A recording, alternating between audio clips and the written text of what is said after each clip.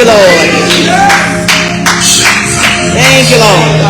Thank you, Lord. Looking over the landscape of our life. Oh, yes, God. Over the mountains and down through the valleys. Realizing you've been good to us. Yes, God. Better than we deserve. Better than we could ever describe. Yes, yes. But Lord, we want to say thank you, Lord. As we stand before your people in your appointed place at your appointed time. One more time, Lord. One more time. Yes, yes. Give us preaching power. Yes. For Lord, we need a word. The burdens of our life have grown heavy. We need to be reminded that you're with us. Speak, Lord. For your servants are listening. Hide me now behind the cross of Calvary. That these your people would see absolutely all of you. Positive and none of me. Lord, what we are not make us. What we have not give us.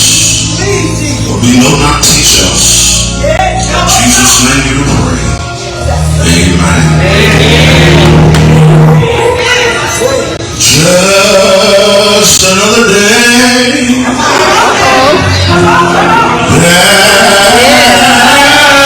All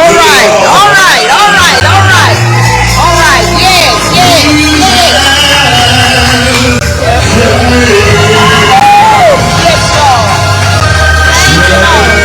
Just another day.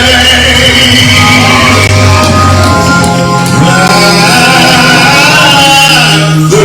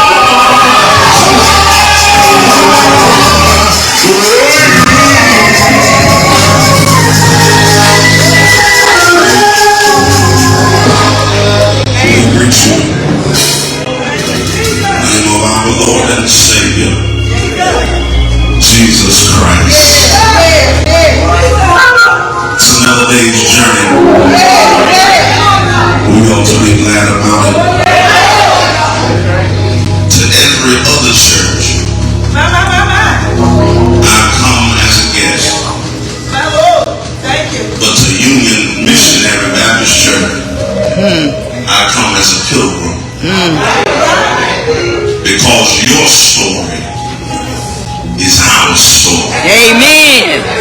Yes. To my dear friend and brother Pastor Tucker, can we celebrate him? Amen. Yes.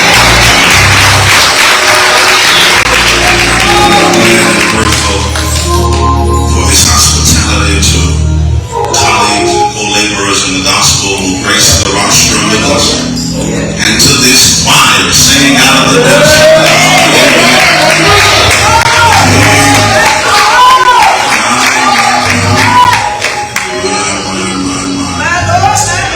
Matthew the 13th chapter. Matthew the 13th chapter. Matthew the 13th chapter. Matthew the 13th chapter. Matthew the 13th chapter, beginning at the 31st verse. Matthew the 13th chapter, beginning at the 31st verse. I'm reading from the English Standard Version.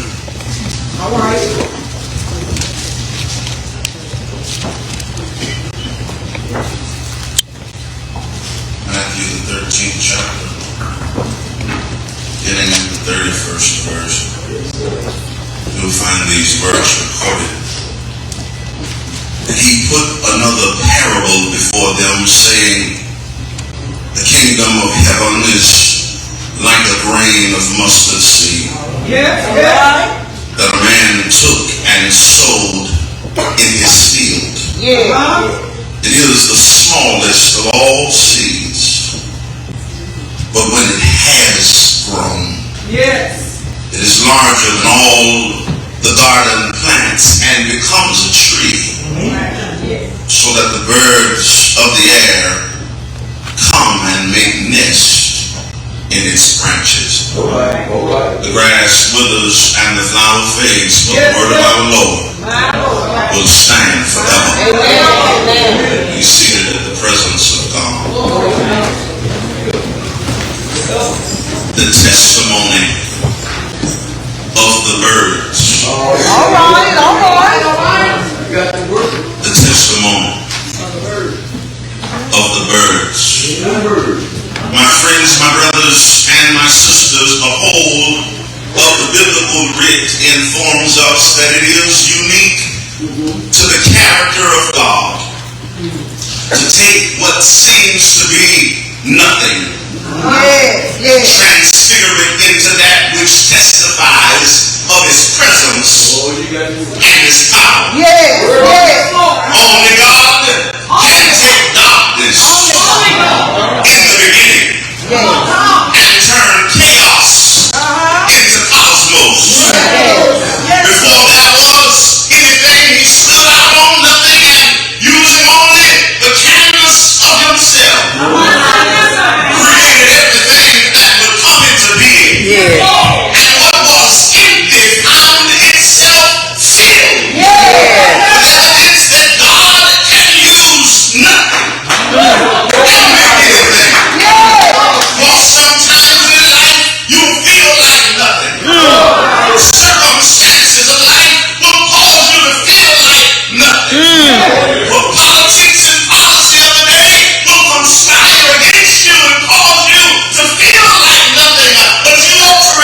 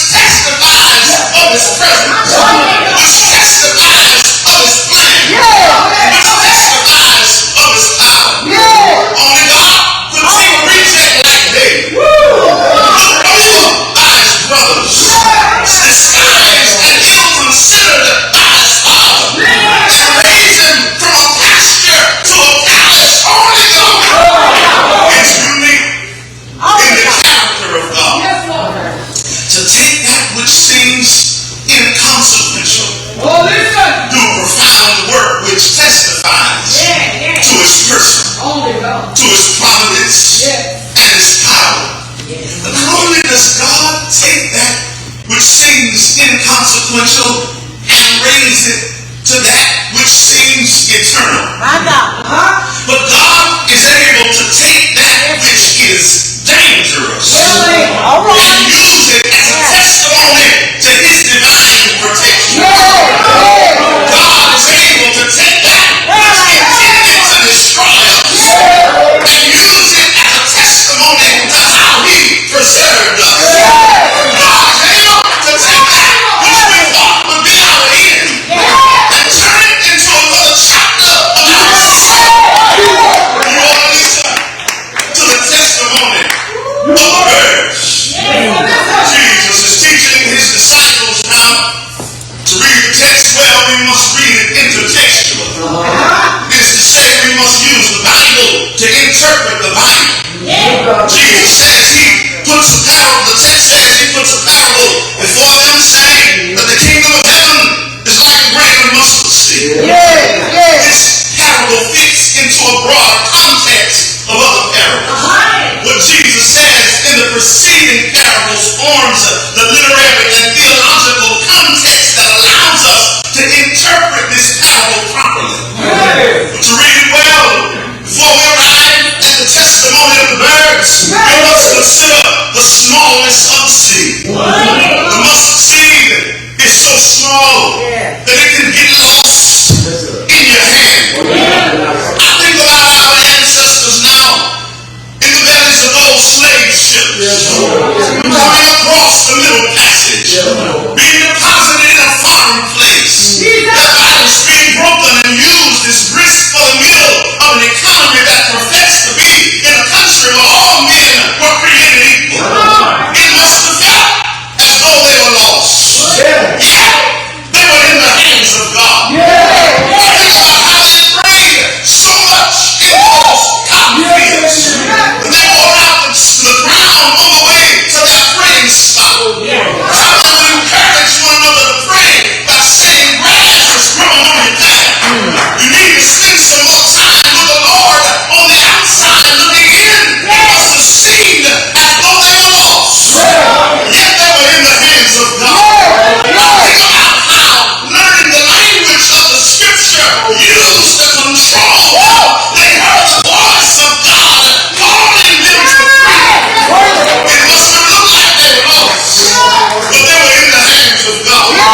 Think about our contemporary world with its racism and with its hatred and with its danger, and it seems sometimes that we're lost. Lost in an economic system that doesn't value us, lost in an educational system that doesn't give us equal access, lost in a culture and a context that wants our labor but doesn't want to give us recognition for our genius. It seems sometimes that we're lost. Oh, we're in the hands of God. Must seem so small. They can seem lost in our hands. But our story and our testimony, it's not the testimony of people who were lost. The testimony of people who had on the outside what it looked like to be small potential. But they were planted by a particular hand. Because the most consequential thing about the seed is not how small it is, but whose hands it's in. The most consequential thing about our life is not the resources that we have, but whose hands we're in. The most consequential thing about your history at Union is not human achievement, but whose hands we're in. The Bible says that this seed is planted. You've got to see this now. To read our history and to understand our cultural story is to read the history and engage with the cultural story of people who seem buried in slavery, buried in Jim Crow, buried by vicious racists, buried by exclusionary policies, buried by ripping words of hatred. Yet the text says the Lord's people have not been buried. We've been planted. The Bible says not the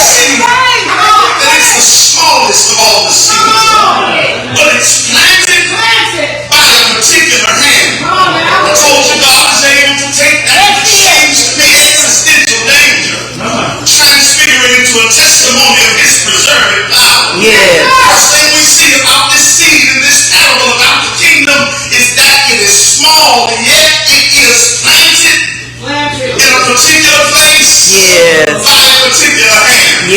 The seed has not just small beginnings, you. You've been planted in a particular place by a particular hand. Don't worry if you don't have all those letters behind your name, baby. You've been planted in a particular place by a particular hand.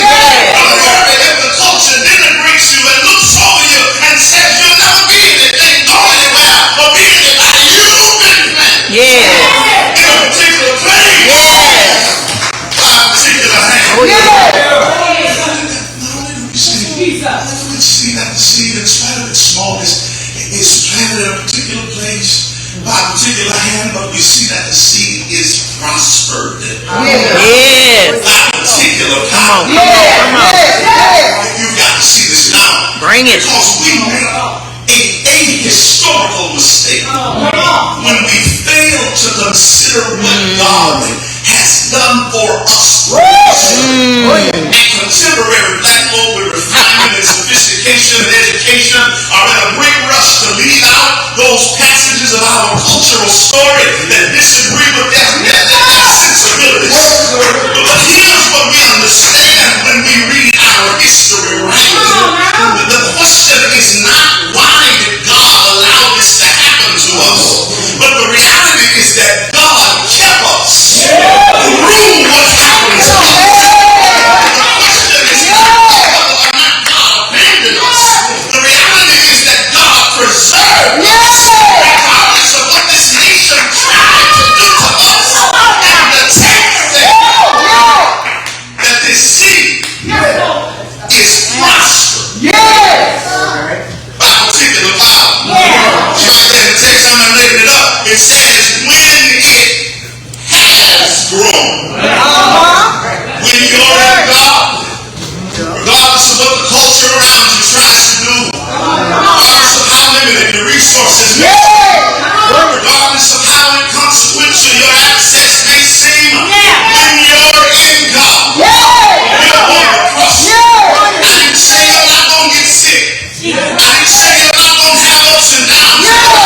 I didn't say that there will be frustration and disappointment and heartbreak and holding off, but when you're in God, God has a way of making a way. Nobody says nothing.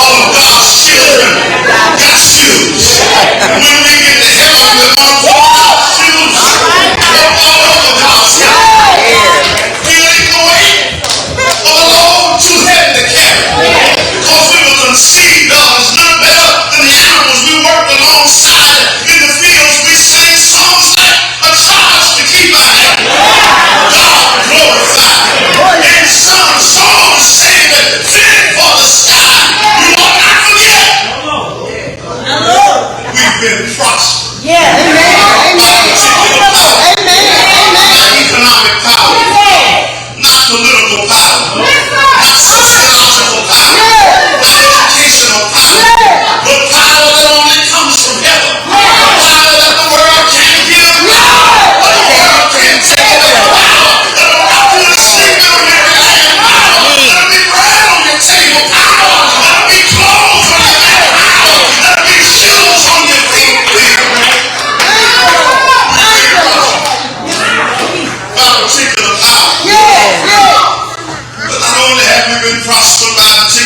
offerings.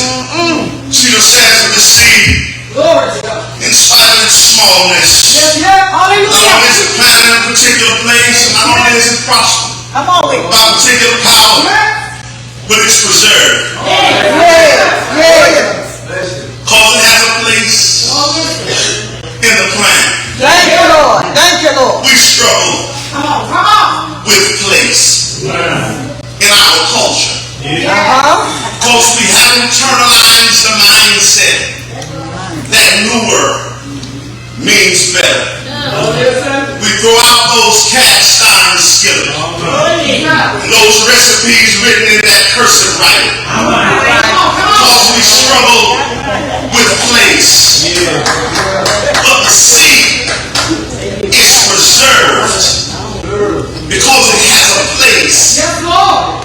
In our places and our spaces, we hear our story and see our story much more clearly. The don't misunderstand me. You can still shout in your Louboutins, but you ought not forget about those brothers and sisters who didn't have shoes. Yes, you can carry that Birkin bag, but you ought not forget about those sisters who wrapped up those pound cakes in crumble bags and paper sacks. You ought not forget about a place. It's been prospered. It's been preserved. Yet here we come to the focal point of our time together. Jesus says concerning this mustard seed, when it has grown, it becomes larger than all of the garden plants. Now, cynical, critical, contemporary scholar would say, see, that's why that book you read is wrong. They would point out the fact that in the Near East, the mustard seed doesn't become a tree, but rather it becomes something like a hedge bush. They would say that what Jesus is doing here is clear knowledge of the fact that he lacks understanding about agronomy and agriculture. But my friends, to come to that conclusion is to miss the divine point of this text.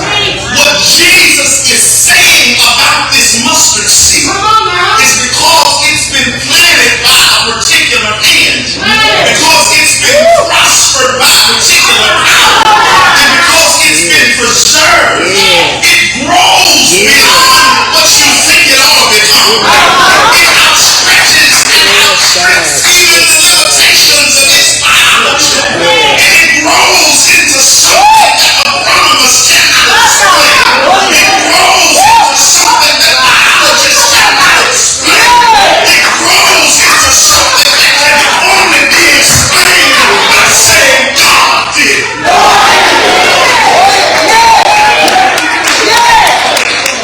So we come now to these birds.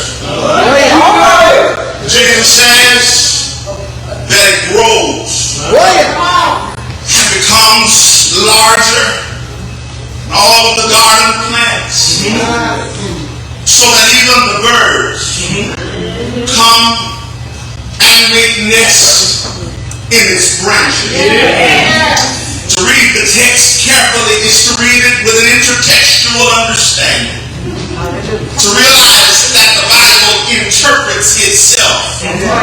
Pastor Tucker, I wrestled for a while with this text. Because just a few verses ago, when Jesus was teaching the parable of the sower, he said about the birds that they were the evil one that come and snatch up what has been planted.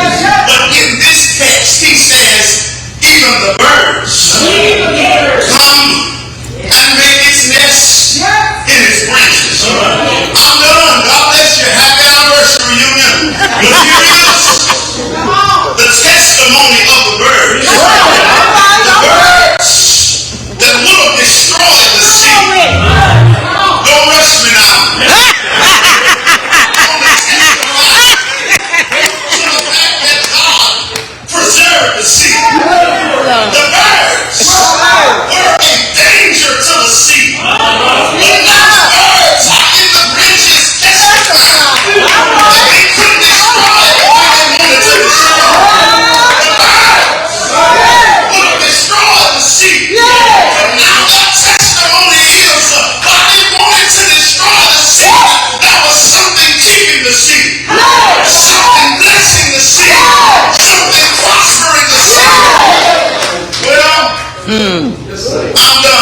But I wonder what we could hear if we overheard their conversation. I wonder what the birds would be saying. Sitting in that tree that grew from a seed. They wanted to destroy. I wonder what the birds would be saying. I'm closing now, but I hear the birds in my mind saying, I wanted to destroy the seed, but it seems no weapon formed against me will prosper. And every tongue that rises in judgment will be condemned. I wanted to destroy the seed, but it seemed that there was a presence with the seed that made a promise it would never leave or forsake the seed. Lord, bless my home. I wanted to destroy the seed and rob the seed of its potential. But every time I started toward the seed, there was a hedge of protection around the seed. Oh, praise His name. I hear the testimony of the birds say now, where it is, it's not there because it's been so good. Lord, bless my bone.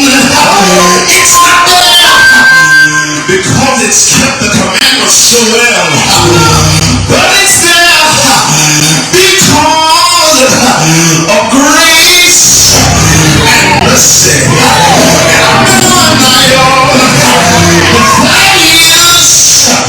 My testimony, Lord, where I am, He brought me. What I have, He gave me. What I am, He made me. What I know, He taught me. Yeah. But He is there. Anybody in here who can testify? He's been good to me. Praise His name. He lifted my burdens. He was bread on my table. He was clothed on my back.